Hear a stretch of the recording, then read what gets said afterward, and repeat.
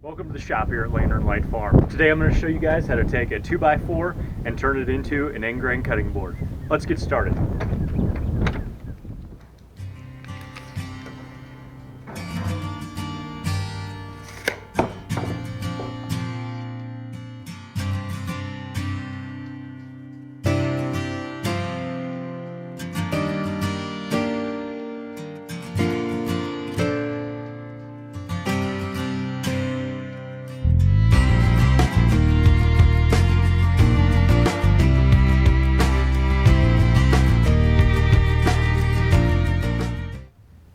Okay guys, so what I just did on the miter saw was to take and rip the 8-foot board down into 16-inch long sections.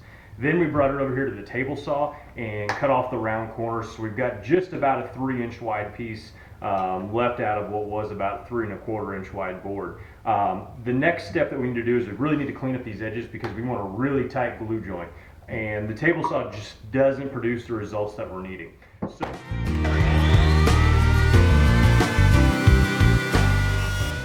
Alright, so I've got all my boards jointed and I've roughly checked the fit here and everything looks like it's going to fit pretty good. So the next step that you want to do is you want to kind of play around with your end grain orientation because this is the last chance that you can change the orientation of your end grain. And I kind of like to make sure the end grains are alternating a little bit and you kind of get a little artistic pattern going on. The next thing you want to make sure you're using is a food safe glue. There are a lot of different glues on the market. So the next step that I'm going to do here is I'm going to just turn these all up on edge and hopefully remember which way they went. We're going to spread glue all over these on every face.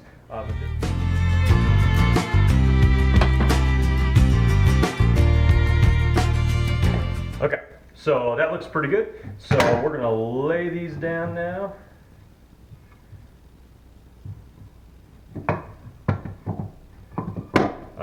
Double check your end grain to make sure you haven't messed anything up in the layout process. Get this dude clamped up. Our cutting board blank is now set for a couple hours. Hopefully the group glue is nice and set up on it. So we're going to pull out of these clamps and run it through the planer. We've got our nice blank, nice and smooth. All the joints look really good. What we're going to do is we're going to square both edges. Alright, so now we've got our cutting board blank all nice and squared up. Our next step that we're going to do is we actually need to cut this into strips to make our end grain pieces. So there's a couple different ways we could go at this. We could go over to the table saw, set up a crosscut sled, and go about it that way. But since I'm here at my miter station and my saw has enough depth to cut an 11½ inch board, I'm just going to stay right here. What I've done is I've actually set up a stop block and I've set it so that it'll cut a piece an 1 5/8 in thickness. What that will do is hopefully by the time we've got everything glued up and surfaced, I should end up with a cutting board close to an 1½ inch thick.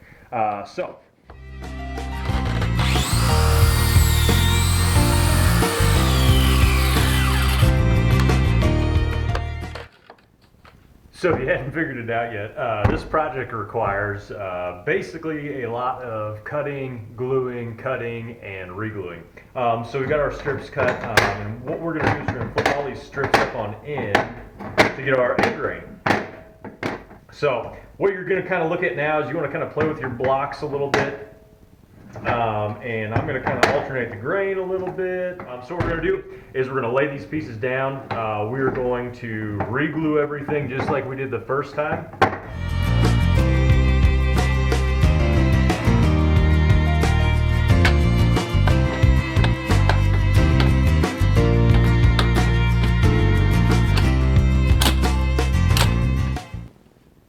So this has dried for a couple hours now. So the very last thing we have to do before we can put some wood finish on this is we need to get it squared up and planed down one more time.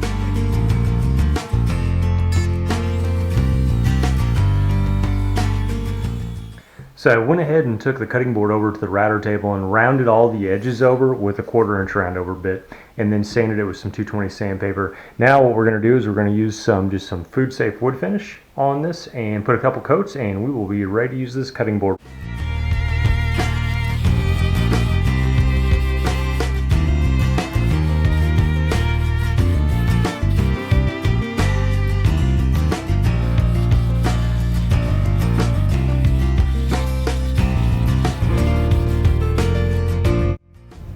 I really hope you guys enjoyed the video.